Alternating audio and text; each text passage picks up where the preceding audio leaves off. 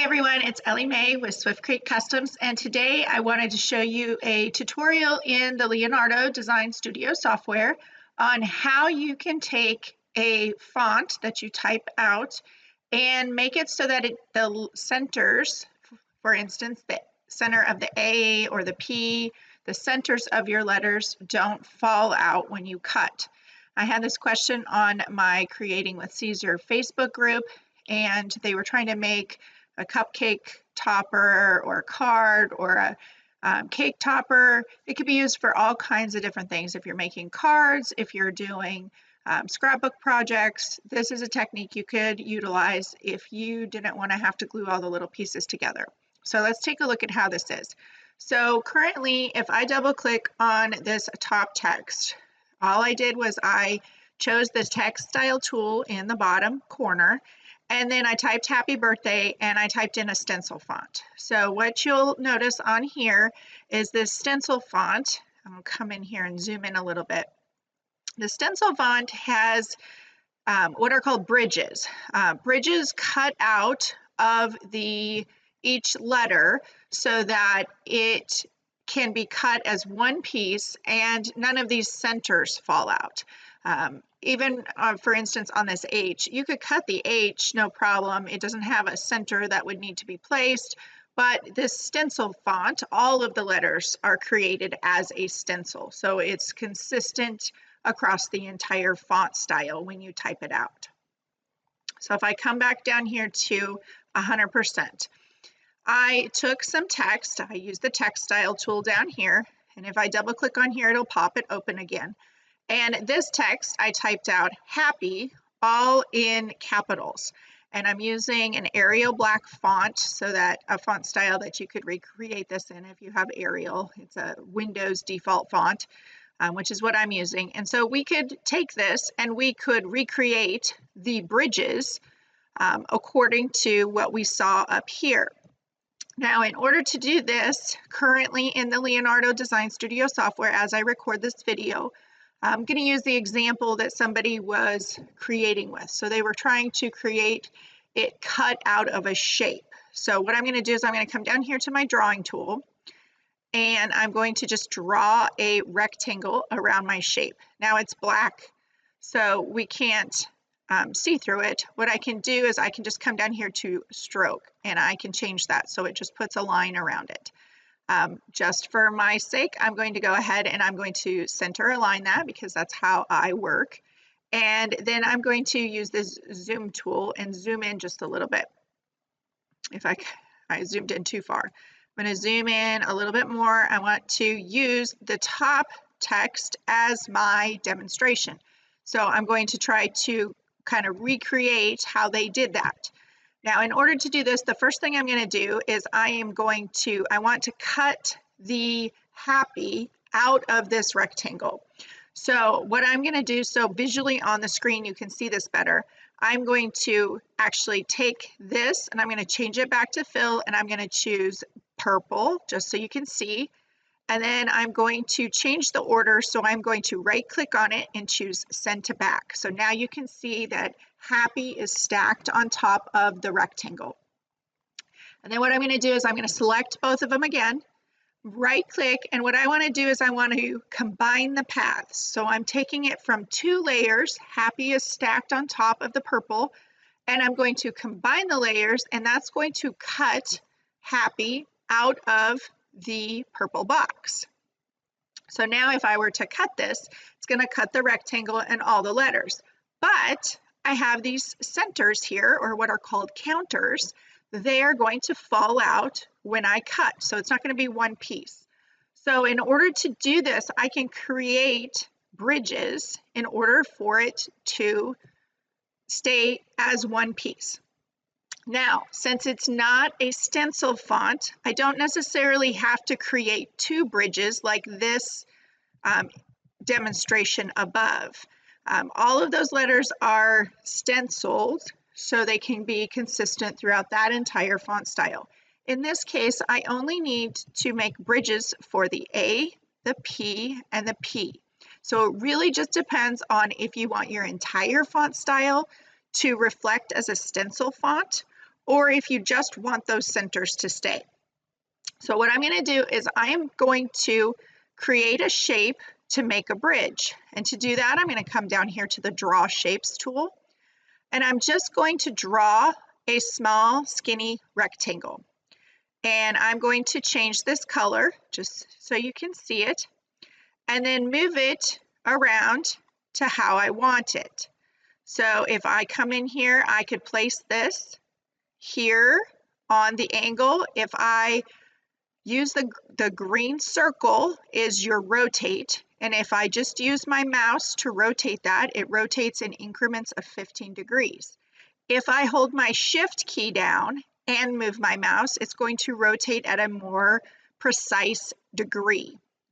So that's another little tip there. So I'm just going to place this how I want it. Now, here's where you make a decision on how large you want this bridge. And let me zoom in here a little bit more. You can see that my bridge isn't quite angled correctly. I want to correct that. I'm going to move it so it's a little bit more accurate and move it over. Now, is this bridge too small? Is this bridge the right size? I'm going to go with what it is right now as the demonstration, but for each and every font and the size of your design, it may vary. There's no one perfect size for your bridge. You want it to be strong enough when you cut it that it's wide enough that it'll be sturdy, so it's not going to be easy to tear, that kind of thing. You still want to be careful removing it from your cutting mat. So I'm going to go ahead with this, but first, since I have one and I have several others to do, I'm going to Control-C, Control-V, and I'm going to make a copy. And I'm just going to pull this copy up here, making 2 copies so that my bridge is the exact same size for all my letters. And I can even just make a copy and pull it off to the side so that I have an extra copy on my design. And then it's always a good idea to save. When I'm doing the tutorials, I sometimes forget to mention that.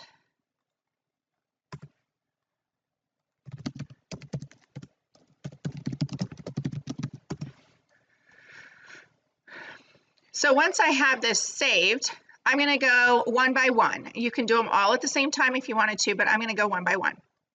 So what I'm going to do is I am going to position this how I want it. I'm going to select both, and then what I'm going to do is right click and I'm going to choose weld. So under paths, I'm going to choose weld, and what's that is going to do is it's going to combine the little bridge and my background shape. So it's taking it from 2 objects and now it's 1. Now I can't say that I particularly like exactly how that is. It works for the demonstration, but for me, I would probably need to come in here and be a little bit more precise on it. Again, this is just going to vary depending on your font style. So what I'm going to do is come back out here and then zoom back in. For some reason, it's wouldn't let me select it. So now I'm going to select that. If I zoom in just a little bit more and hold my shift key down, and I'm going to rotate that just a little bit more. Nope, not the arrow key, too much. We're gonna go with that. So if I come back out and zoom in again, currently there's no like increment to zoom out at. You have to go back out to 100%. That's why you see me use that. So I just want you to be able to see this on the screen. So if I select my background and my bridge here, I can come down here and I'm going to right click, go to paths and choose weld. Now it's going to be all the same. Now, if you are a little bit more precise about it and you want it to be, I could come in here, select my select tool, the arrow, double click on this, and I get these little edit points. And it actually looks okay. I'm going to come in and zoom in just a little bit more. I will put more information in the description below about edit points and how they work, as well as the compound paths, which is the make and break path that I'm using, just so you can get a little more familiar with the tools. So currently I can see it. It's going to be very difficult here on the screen for you. There are 2 edit points right here in this area. If I right click on that and choose, well, if I double click on it, it makes it into 1. So that straightened out that line for me. So if I come back to my select tool, it's now a straighter line. So if I come out to 100%, now you can see that I have this bridge here, and my counter, or my center of my A, is going to stay put when I cut it. So if I come back here, I'm going to change the color of this background back to purple. When you weld things together, it's going to take on the color of one of those objects. So that's why you saw it change from purple to blue. You'll see it happen again here in just a second too. So in this case, I have 2 of these. My bridge is going to be straight up and down, so I should be able to grab this little rotating handle and turn it so these come back to 0. So I'm going to put those straight up and down so they match, and then I can move. And actually what I'm going to do is I am going to delete one of those. I'm going to change this back to 0 degrees, so it is straight up and down, and then I'm going to Control-C, Control-V, and copy and paste it. So it's exactly the same angle, and it's exactly the same size. And then I'm going to come zoom in here a little bit more so you can see. I want to place this right here along the edge. So then what I can do is I can select both. I'm left clicking and dragging across both objects to select it. And then let's do both of them at the same time this time. Once I have both of those placed, I can left click, drag across all 3 objects. So currently my 2 blue marks and my purple background is selected. If I right click and I choose paths and I choose weld, it's going to take those P's and now make them so that that center does not cut completely out. And if I come back and zoom out, now you can see I still have my original copy of my bridge if I need it, and you can see my P's are now a stencil font. So you could cut this from cardstock knowing that it would not cut completely out where those centers would fall out. So that is one. I did use this as an example. I didn't need to do both of them, but you definitely could just use the same style and cut the entire part out, or you would weld it completely through. I don't particularly need to do that, but it is something you can practice with. So what I'm going to do is now let's do one more example with this. So this one is in all caps, and it's going to make a difference on one, your font style. You know, you can look at different font styles and you can see some of them have different style A's. You know, just the letters, every font style is going to be different. So I'm going to take this copy, I'm going to Control-C, Control-V, just make a copy of it so we can use it. This might be too big. I think it's going to be a little bit too big for this particular font, so I'm going to scale that down. Again, it doesn't have to be extremely large, just large enough that your cardstock or your material you're cutting through can easily be removed from your cutting mat without tearing. A thin line that holds this center together may not hold together when you're trying to remove it or when you're trying to cut it. So you just keep that in mind as you're doing it. So if I zoom in here just a little bit more, whoops, grab the wrong thing. Let's move this down a little bit and zoom in. So then I can adjust this one how I want it, and I could angle it if I wanted to. Really personal preference, however you want to do it. Make sure you grab the right thing when you're moving it around. So I have this now, I'm going to Control-C, Control-V, and I'm going to bring that copy up here so I have the same size. And the other thing is while I'm doing it at the same size, your letters may vary. So for instance, this area here that I'm currently using is thinner than some of these areas on this letter P. So it really just depends on your font style and on your personal preference. Some people may not like it, others will. The first thing I need to do though is I am going to get this little guy out of the way for a little bit. I need to draw a box, whatever shape you're going to be cutting this out of. If you're going to be cutting it from a card, a cupcake topper, let's see if I move the rest of this out of the way. Let's go ahead and let's do an oval this time. And then let's change this to a pink. And if I move it in front, you're going to see that it goes in front of my design. I want to right click, choose order, and send to back. So now I have this. I can make this into some sort of a topper, I guess, cupcake topper. I'm designing it quite large just because so you can see it on the screen. But if I come in here and zoom in again, now that I have my background shape, let's see, I tried to center it. I think it's not, this is a good point to make. So it is centering it, but you have letters that are higher or lower than other letters. So it doesn't always center to your eye. The software is reading, if I click on this, the software is going to read every text letter in the font style.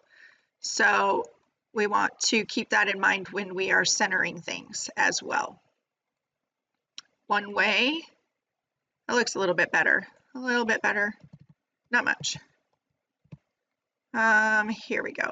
We'll place it right here. I'm going to select my pink background and my happy. So left click and I dragged across both of those. If I right click, choose paths and then combine paths, it's going to cut the happy out of that background. So it went from 2 layers down to 1. But now the center of my A's and my P's are going to fall out. So I'm going to come in here, move my center, or move my bridge, sorry, wrong term, my bridge, Control C, Control V, make another copy, so I have it. And then I'm going to left click, drag across both the pink and the bridge. And then what I can do is right click and I can choose paths and weld. And there you see, it took on the blue color, which is okay. It cut that bridge out of the A. So it's going to stay together as one piece now on this particular cutout. And then what I can do, I'm going to change this back to pink just so you can see this. I'm going to come over here and take my bridge. And this is where, like I said, the font style will make a difference. You can see that my bridge does not quite come across for the P. And then you just want to determine where you want to place this. Do you want it to come down here and make your bridge, or do you want it to be at the top? Complete personal preference. And if you zoom in, you might be able to see this a little bit better. So I'm going to come in here, move my bridge where I want it. I'm going to Control C, Control V and make a copy so I can place it over here as well.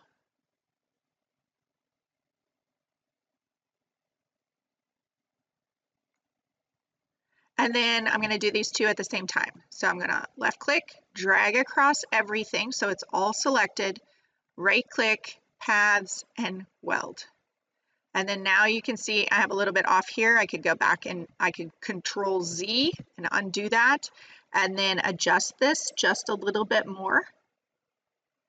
Depends on how perfect you want it.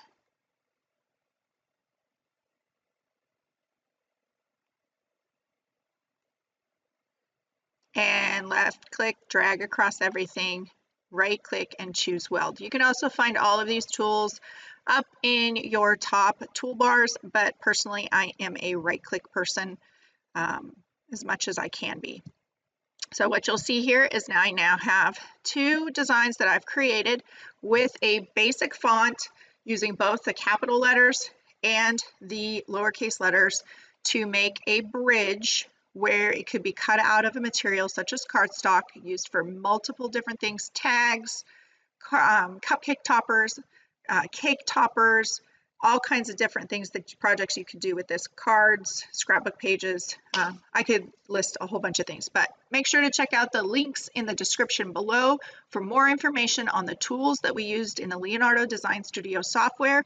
I'd love to see what you're doing on my Creating with Siser Facebook group. Links in the description below for that as well. Thanks for joining me. Hope this helps with getting familiar with the Leonardo Design Studio software. Have a great day.